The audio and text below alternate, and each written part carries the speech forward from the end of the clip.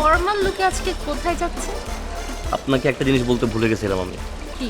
আমি official duty পেয়েছি। তাই? কি কাজ? এই যে আপনি কোথায় যান, মানে কোন কোন জায়গায় যান, কার সাথে দেখা করেন, এসব কিছু আমি খোঁজ খবর রাখবো অফিসিয়াল। আই আপনি না এত কথা জানেন। আচ্ছা, আপনি কোনোদিন প্রেম করছেন? হ্যাঁ, তা করছি না। এক বসন্ত কি আমার সারা জীবন কেটে গেছে নাকি প্রেম ছাড়া? কয়টা ব্রেকআপ হয়েছে? এটার তো বেসিক্যালি কোনো হিসাব নেই, কারণ আমার জন্য প্রেমটা হচ্ছে নদীর স্রোতের মতন। নদীর স্রোত যেমন আসে আর যায়, আসে আর যায়, আসে আর যায়। না, আমার কাছে প্রেম হচ্ছে বদ্ধ পুকুরের মতো। প্রেমটা সবসময় আবদ্ধ থাকবে। বদ্ধ পুকুরে পানি বেশি দিন জমা থাকলে কি হয় জানেন? নষ্ট হয়ে যায়, গন্ধ বের হয়। এই বদ্ধ প্রেম পরবর্তী সময় মারপিট হয়, কিল ঘুষি লাথি সব পরে। লাস্টে এটা সহ্য করতে না পেরে হয় ব্রেকআপ। আর নদীর স্রোতের মতন যে প্রেম, সেখানে থাকে স্বাধীনতা। আপনার সেঞ্চুরি হয়ে গেছে? এইটার আসলে হিসাব নেই, অনেক অনেক। কিন্তু আপনার সাথে কোন মেয়ে প্রেম করছে? আপনি যেই কিপটার কিপটা। প্রেম মানে বুঝেন? প্রেম মানে হচ্ছে give and take. Give and take, এটার মানে হচ্ছে দেয়া আর নেয়া। মানে আমি আপনাকে দিব আর এর বিনিময়ে আপনি আমাকে দিবেন। কি দিব? এই যে আমি যদি এখন কিপটা আমি বাদ দেই, তারপর হচ্ছে আপনার উপর খরচ করি, আপনাকে শপিং করতে নিয়ে যাই, তাহলে আপনি আমাকে দিবেন না?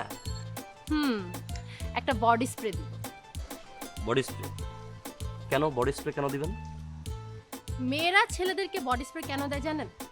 কারণ ছেলেরা সপ্তাহে একবার গোসল করে, আর যার কারণে তাদের গা থেকে আসে দুর্গন্ধ। আর এই দুর্গন্ধ টের পায় বেশি কে? গার্লফ্রেন্ডেরা। আর এই দুর্গন্ধ কভার করার জন্য গার্লফ্রেন্ডরা তার বয়ফ্রেন্ডদেরকে বডি স্প্রে গিফট করে। আপনি লাস্ট কবে গোসল করছেন? আমি আমি গত বছর করছিলাম। এই বছর তো শুরু হলো কয়েকদিন আগে, এখনো করিনি। এই জন্যই আপনার কোনো প্রেম টিকে না। মেয়েরা আপনার দুর্গন্ধের কারণে দৌড় দিয়া পালায় আপনার থেকে। আচ্ছা আচ্ছা, তাহলে আপনি তো এটা বললেন আমাকে যে হলো মানে মেয়েরা ছেলেদেরকে কি দেয়। আপনি বলেন তো ছেলেরা মেয়েদেরকে কি গিফট দেয়? কি দেয়? মলম। মলম? কিসের মলম? চুলকানির মলম। আপনি আরে ঠিক কোথায় জিতেছেন? আপনি আমাকে ভুল বুঝতেছেন কেন? আপনি খালি উল্টাপাল্টা কথা বুঝেন। আপনি আমার সাথে স্ল্যাং ইউজ করছেন। দ্যাটস ওয়াই আমি আপনার থেকে নিরাপদ দূরত্ব বজায় রেখে আমার উদ্দেশ্যে চলে যাচ্ছি। আমার থেকে নিরাপদ দূরত্ব বজায় রাখার কোনো কারণ নেই, কারণ আমার কোনো চুলকানির মানে মলম দরকারও হয় না, আমার চুলকানি নাইও। ঠিক আছে, আপনি তো আমাকে আবার উল্টা বুঝছেন। আপনি কীভাবে উল্টা বুঝলেন? আপনি তো দেশের ব্যাপারে জানেন না লাস্ট 2-3 মাসে কী হইতেছে। এই ভ্যাকসিন দেওয়ার পর থেকে প্রত্যেকটা ঘরে ঘরে চুলকানি, বুঝছেন? ধরেন এই যে আপনার বয়সী না শুধু, আপনার বড়, আপনার ছোট, আপনার চাচতো বোন, খালতো বোন, আপনি খোঁজ নেন, সবারই ঘরে ঘরে মানে মলম লাগতেছে চুলকানির জন্য। বুড়া বেটা পর্যন্ত বাদ নেই মলমের জন্য। আমার একটা বন্ধু আছে বুঝছেন, এই ফার্মেসির কম্পাউন্ডার। ওরা আমি জিজ্ঞেস করলাম তোর সপ্তাহে সেল কত? বললো 10,000 টাকা।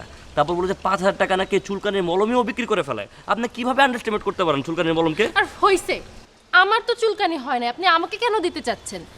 আপনার পরিচিত যদি কেউ থাকে যাদের চুলকানি হয়েছে, আপনি তাদেরকে খুঁজে বের করে মলমটা গিফট করে দিয়েছেন, আমাকে দিয়ে নেন। চুলকানি মলম দেন না? না। আমাদের চুলকানি একটা মলম আছে, নিয়ে যান।